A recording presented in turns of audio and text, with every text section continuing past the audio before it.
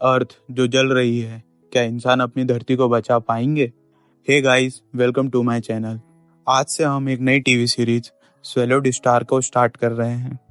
इस सीरीज को IMDb पर 8.5 आउट ऑफ 10 की बेस्ट रेटिंग मिली हुई है। इस सीरीज की स्टोरी पूरी तरह एक्शन और थ्रिल से भरी हुई है और ग्राफिक्स तो लाजवाब हैं। टाइम ना वेस्ट करते हुए चलिए शुरू करते हैं अपनी कहानी को। 100 साल पहले अर्थ पर एक RR नाम का वायरस हवा के जरिए तेजी से फैला। वायरस की वजह से करोड़ों इंसानों की जान गई। किसी को नहीं पता था कि ये वायरस कहाँ से आया या किसने बनाया। ये सब बहुत तेजी से हुआ। इंसान कुछ समझ नहीं पा रहे थे। इस वायरस ने इंसानों पर ही नहीं बल्कि दूसरे लिविंग ऑर्गेनिज्म पे भी असर डाला, जिसकी वजह से वो म्यूटेट होकर बड़े और खतरनाक क्रीचर्स में बदलने लगे और इंसानों पर हमला करने लगे। इंसानों ने इन म्यूटेटेड क्रीचर से बचने के लिए न्यूक्लियर बॉम्ब्स का इस्तेमाल किया, लेकिन न्यूक्लियर बॉम्ब से भी बहुत सारे पावरफुल क्रीचर्स बच गए। इन सभी के चलते यूनाइटेड नेशंस ने इमरजेंसी लागू करते हुए बचे हुए इंसानों को अंडरग्राउंड सिटीज में शिफ्ट कर दिया। अर्थ तबाही की कगार पर आ गई थी। ह्यूमन हिस्ट्री में इसे द ग्रेट डिस्ट्रक्शन का नाम मिला। सीन शिफ्ट होता है। हमें हमारी कहानी का मेन कैरेक्टर जैक दिखाया जाता है, जो अपने दोस्त जेस के साथ सिटी के आउटर वॉल पर खड़ा अपने सामने तबाह हुए शहर को देखते हुए कहता है कि इंसानों ने द ग्रेट डिस्ट्रक्शन को सर्वाइव किया। 5 ताकतवर नेशंस ने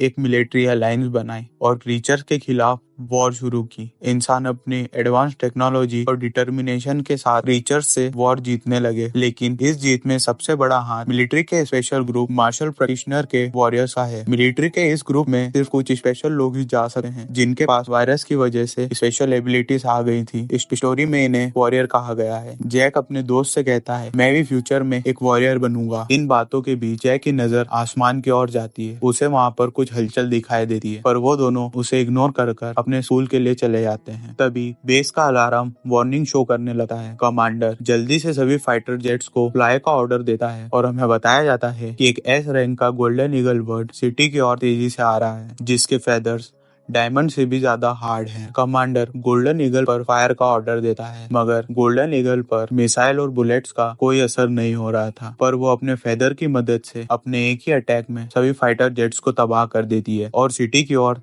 तेजी से जाने लगती है। कमांडर जल्दी से मार्शल प्रैक्टिशनर ग्रुप से एक वॉरियर को बुलाने का ऑर्डर देता है। सिटी में जैक और जेस अपने स्कूल की ओर जा रहे थे, तभी उनके पास से एक लड़कियों का ग्रुप गुजरता है, जिसमें जैक का क्रश जेनी भी थी। तो जैक जेनी को देख उससे बात करने जाता है। जेनी भी जैक को मन ही मन पसंद करती थी। जैक को देख जेनी के दोस्त उसे अकेला छोड़ देते हैं, मगर जैक कुछ बोल पाता उससे पहले वहां पर एक स्पोर्ट्स कार आकर रुकती है, जिसमें से हाओबाई नाम का एक लड़का निकलता है, जो जेनी को साथ चलने का ऑफर करता है। तभी सिटी में गोल्डन ईगल बर्ड आ जाता है, जिसकी वजह से वहां अफरा तफरी मच जाती है। उस अफरा तफरी के बीच हाओबाई की कार का पीछे से एक्सीडेंट भी हो जाता है। गोल्डन ईगल बर्ड बिल्डिंग के ऊपर से तेजी से गुजरता है, जिसकी वजह से बिल्डिंग के ग्लास टूटकर जेनी पर गिरने वाले होते हैं, मगर जैक सही समय पर जेनी को अपने गोद में उठाकर बचा लेता है। तो गोल्डन ईगल बर्ड अपने फेदर की मदद से उन पर वापस अटैक करता है, लेकिन सही समय पर एक वॉरियर उनकी जान बचा लेता है और आसमान की तरफ उस गोल्डन ईगल से फाइट करने चला जाता है। गोल्डन ईगल और वॉरियर के आमने सामने आते ही वॉरियर अपने एक ही अटैक में गोल्डन ईगल को हरा देता है और नीचे आकर उसकी बॉडी को देखने लगता है। जैक उस वॉरियर की पावर को देख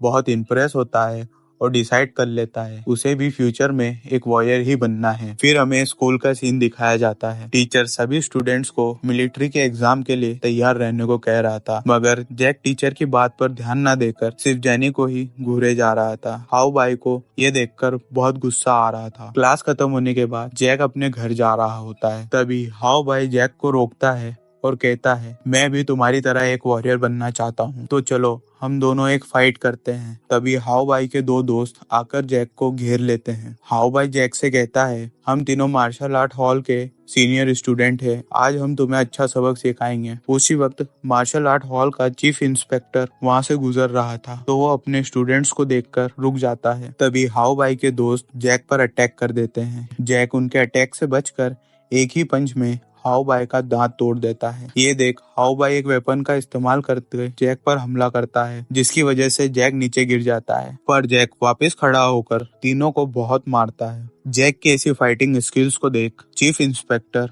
जैक से बहुत इम्प्रेस होता है और अपने सेक्रेटरी को जैक की इंफॉर्मेशन निकालने को कहता है। फाइट की वजह से जैक अपने घर लेट पहुंचता है। जैक का भाई जो कि व्हील चेयर पे था वो जैक से पूछता है कि आज तुम लेट कैसे हो गए, आज तुमने मुझे बाहर घुमाने का वादा किया था। तो जैक उसे कुछ ना बताकर कल घुमाने ले जाने का वादा करता है।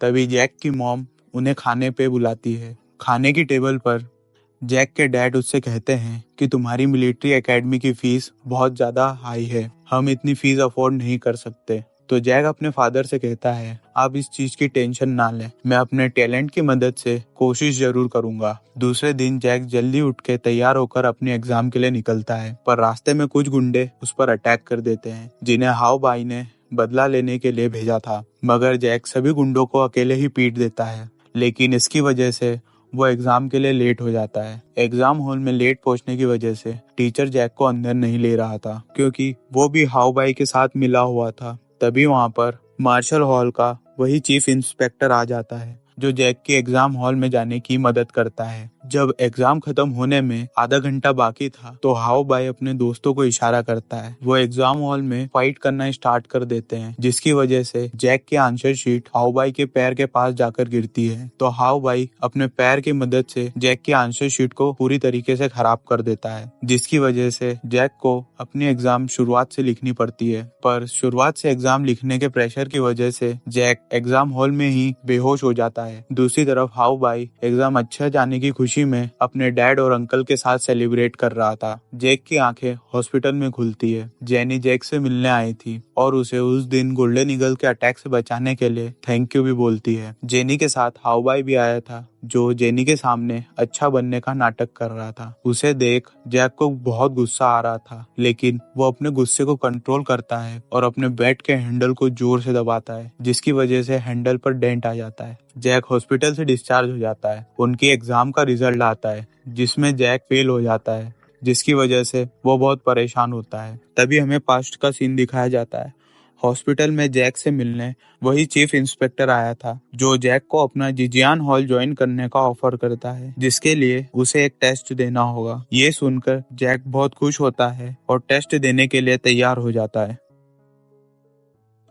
आज की वीडियो में इतना ही गाइस। अगर आपको मेरी एक्सप्लेनेशंस पसंद आती हैं तो वीडियो को लाइक और चैनल को सब्सक्राइब कर देना और कमेंट करना तो बिल्कुल ना भूले। मैं जल्दी मिलूंगा सीरीज के नेक्स्ट पार्ट के साथ। तब तक के लिए टेक केयर।